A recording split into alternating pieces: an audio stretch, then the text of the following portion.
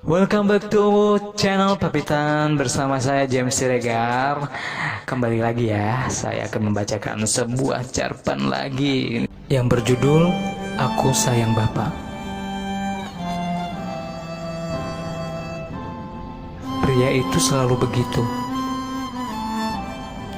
Kerjaannya hanya begadang sampai larut malam dan cuma memperbaiki barang rongsok yang bukan miliknya. Mendengar suaranya saja sudah tidak bikin tenang banyak orang. Entah bagaimana. Yang jelas, suaranya cukup nyaring didengar dari dalam rumah. "Pak, sudah malam ini. Cepetan masuk rumah. Gak enak sama tetangga," kata ibuku. Rumahku berada di pinggir jalan gang, tidak terlalu lebar. Dalam rumah kami tidak ada tempat buat menyimpan semua barang milik ayahku. Tepatnya, barang milik temannya. Ibuku sering marah kepada ayah karena perbuatannya yang sering sekali tidak tidur. Tak jarang juga pada pagi hari terdengar celoteh yang kurang enak untuk didengar anak-anaknya sepertiku. Tapi apa boleh buat? Begitulah kebiasaan ayahku. Dia memperbaiki becak motor milik teman-temannya.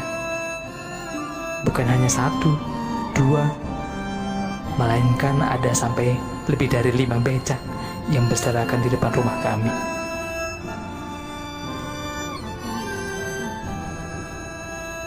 Dan kenapa aku bilang itu adalah barang rongsokan? Karena beberapa hari lagi, pasti becak itu akan datang ke rumah kami memohon untuk diperbaiki. Aku tidak begitu mengerti dan memperhatikannya. Cuman, setiap hari aku lihat becak-becak itu. Setidaknya aku tahu mana yang sudah pernah datang dan mana yang belum. Sering dari becak yang diperbaiki ayahku adalah becak yang sama. Dan itu aja. Dan aku pun sampai hafal. Bahkan siapa yang datang juga, aku tahu pemiliknya. Si becak rongsok.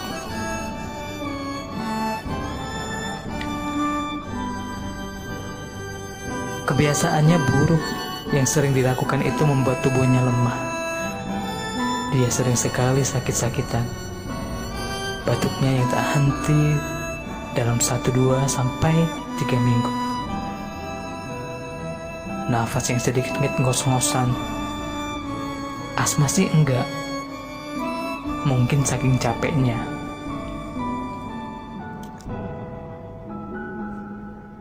Untuk menghidupi anaknya, ibuku membantu perekonomian keluarga dengan jualan gorengan setiap harinya. Ayahku sendiri hanya tukang becak motor dan petani kecil.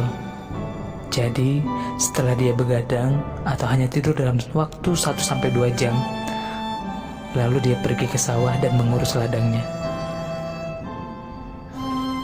Tapi bila tidak musim tanam atau panen, maka ayahku pergi ke pangkalan becak untuk mencari pelanggan. Sayangnya tak ada pelanggan yang mau menaiki becak motor milik ayahku. Memang aku akui, dan juga ibu pun begitu, bahwa becak motor milik ayahku tak layak ditumpangi oleh orang. Mungkin jelek dan rusak karena dibuat untuk membawa kelapa kering milik bosnya untuk diantarkan ke para pelanggan pemilik kelapa tersebut. Iya, ayahku pengantar kelapa tua. Itu pun cuma jika setiap ada kelapa yang datang. Biasa 3 hari sekali. Dari situlah ayahku benar-benar mendapat upah untuk menghidupi keluarganya. Lantas, bagaimana dengan barang rongsok yang selalu dikerjakannya setiap malam? Yang susah payah dia bela-bela tidak tidur hanya untuk memperbaiki barang-barang tersebut? Kalau kalian tahu, semua yang dikerjakan untuk becak motor rongsok itu tidak dibayar.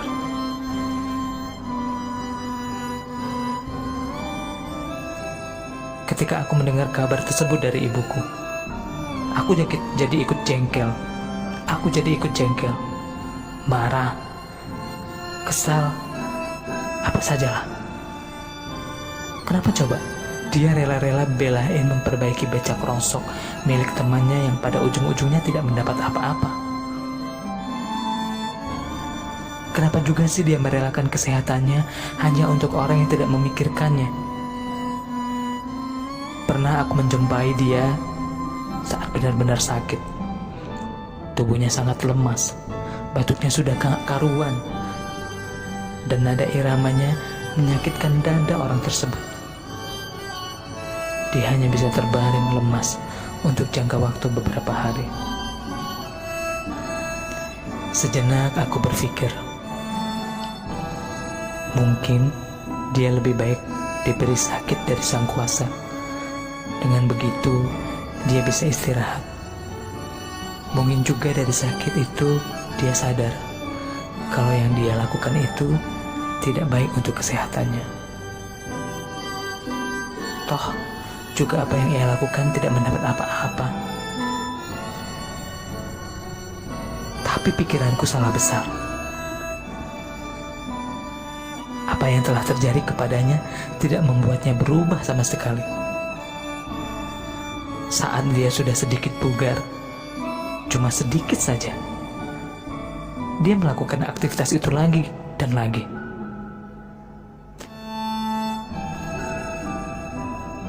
Sampai kapan dia akan melakukan hal itu? Aku kesal dengan perbuatannya. Aku bukan benci. Cuma kalau melihat salah seorang yang kusayangi seperti itu, lantas aku harus bagaimana? Aku juga bingung. Ibu saja tidak menasehatinya, apalagi aku.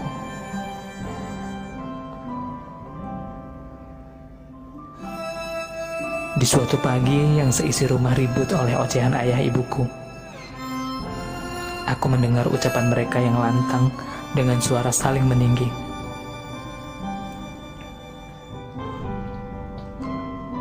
Pak, bagaimana nasib anak-anak kita? Kalau bapak begini terus, penghasilan pas-pasan dan tidak cari kerja yang lain, masih saja mengurusi becak orang yang tidak mendapatkan upah. Sedangkan anak kita sudah masuk kelas 3 SMA. Habis ini butuh dana banyak untuk ujiannya, kata ibuku berusaha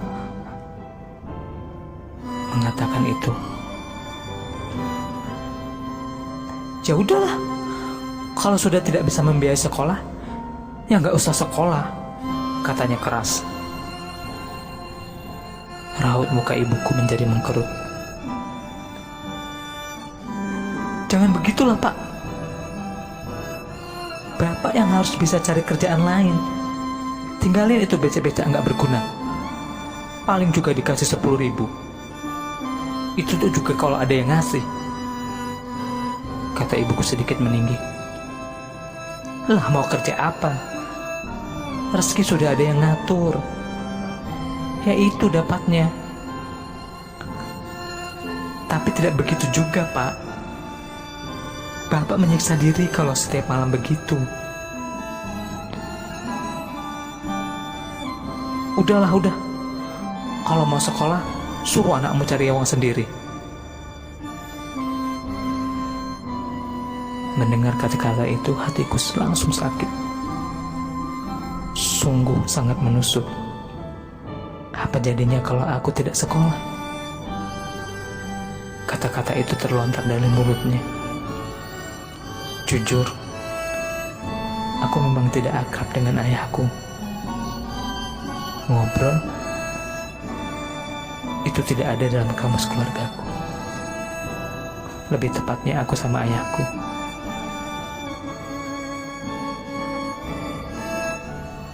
Ketemu di jalan saja kita tidak pernah saling sapa. Perhatiannya kepadaku hampir tidak pernah ada. Sekali doang, ketika ibu pergi ke pasar dan saat aku sakit gigi, dia pernah berkata,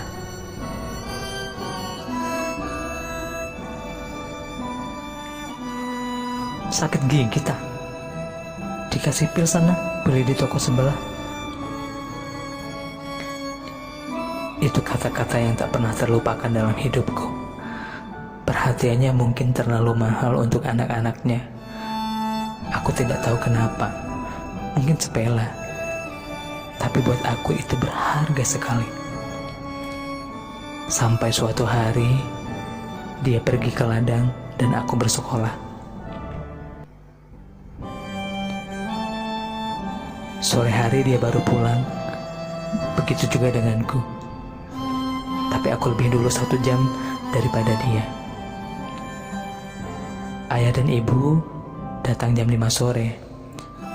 Memang jika ibuku usai menjual gorengan, jika badannya masih bisa bergerak, dia akan ikut ayahku ke ladang dan membantunya.